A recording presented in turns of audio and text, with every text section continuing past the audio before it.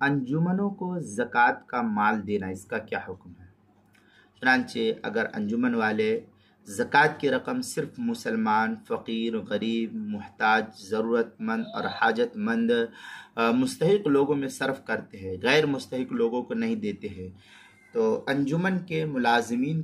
کی تنخواہ اس سے نہیں دیتے ہیں، بلکہ انجمن کے ملازمین کی تنخواہ نہیں دیتے بلکہ ادا نہیں کرتے تو ان کو زکوٰۃ دینا جائز ہے۔ یعنی یہ کہ جو غیر مستحق ہے اور انجمن کے ملازمین ہیں ان کو ملازمت کے تحت نہیں دیتے بلکہ جو کام کرنے والے ہیں ان کو بغیر عوض کے جو ان کی حاجت وہ غریب مسکین محتاج ہونے کی وجہ سے ان کو دیتے ہیں تو دینا جائز ہے، لیکن تنخواہ میں اگر دیتے ہیں تو تنخواہ میں دینا جائز اور درست نہیں ہوگا۔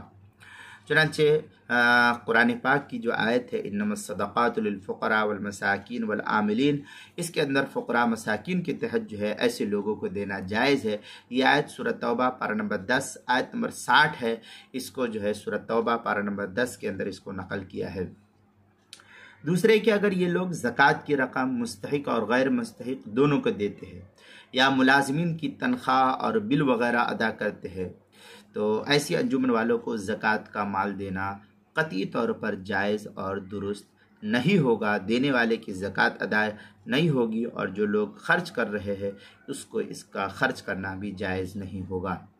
چنانچہ فتاوی شامی وغیرہ کے اندر ہے یہ لغت الطہارہ والنما وشرعا تملیک جزء مال عینہ الشاری من مسلم فقیر، فتاوی شامی کی عبارت ہے، جلد نمبر 2 صفحہ نمبر 256، 257، 258 پر اس کو نقل کیا، جو HM سعید کراچی پاکستان کا چھپا ہوا نسخہ اس کے اندر۔ اسی طریقے سے البحر الرائج جلد نمبر 2 صفحہ نمبر 201